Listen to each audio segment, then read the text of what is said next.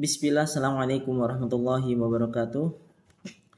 Innal hamdalillah nahmaduhu wa nasta'inuhu wa nastaghfiruh wa na'udzu billahi min syururi anfusina wa sayyiati a'malina may yahdihillahu fala mudhillalah wa may yudlil fala hadiyalah.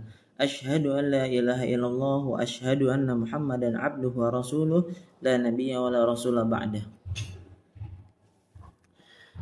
Segala puji hanya milik Allah Subhanahu wa taala, serta sholawat serta salam kita panjatkan kepada baginda Nabi kita Muhammad sallallahu alaihi wasallam. Dan insyaallah di video yang ini kita akan sedikit membahas tentang tafsir surat An-Nasr. Taib. Para santri yang semoga dimuliakan oleh Allah Subhanahu wa taala, di dalam surat An-Nasr ini menjelaskan tentang kemenangan Nabi sallallahu alaihi wasallam saat Fathul Makkah. Nah, surat ini turun pada tahun 10 Hijriah ketika Nabi melakukan haji wada. Jadi 2 tahun setelah kejadian Fathul Makkah. Dan surat ini juga memiliki 2 nama, yaitu yang pertama adalah surat An-Nasr dan kedua adalah surat At-Taudiyah. An-Nasr sendiri memiliki arti pertolongan dan kemudian At-Taudiyah artinya perpisahan. Dan ada pun yang dimaksud dengan at-taudiyah para santri yang semoga dimuliakan oleh Allah Subhanahu wa taala, yaitu karena surat ini menjelaskan bahwasanya tugas Nabi Shallallahu alaihi wasallam itu sudah selesai. Manusia sudah masuk ke dalam Islam secara berbondong-bondong dan saatnya Allah Subhanahu wa taala memanggil Nabi Shallallahu alaihi wasallam. Oleh karena itu, makanya surat ini disebut juga dengan surat at-taudiyah atau surat perpisahan.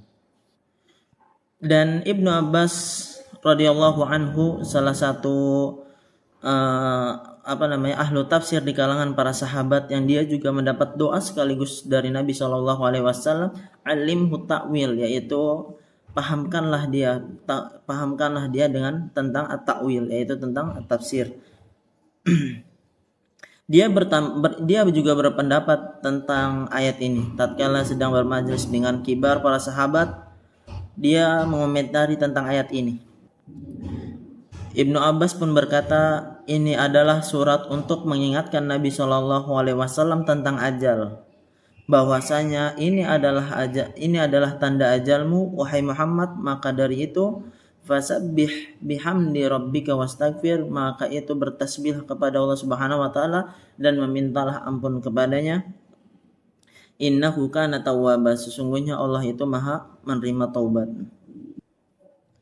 Dan Umar radhiyallahu anhu pun berkata tentang mengomentari tafsir dari Ibnu Abbas ini, dia berkata, maka seperti inilah yang aku pahami.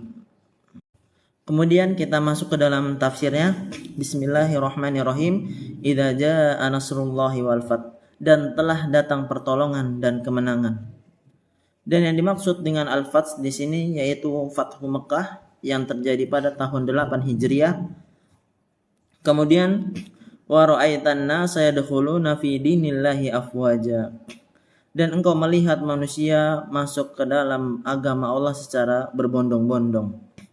Dan di dalam ayat ini mengandung bahwasannya menunjukkan ajal Nabi itu telah dekat. Karena kenapa? Karena manusia sudah masuk ke dalam Islam secara berbondong-bondong dan tugas Nabi pun sudah selesai.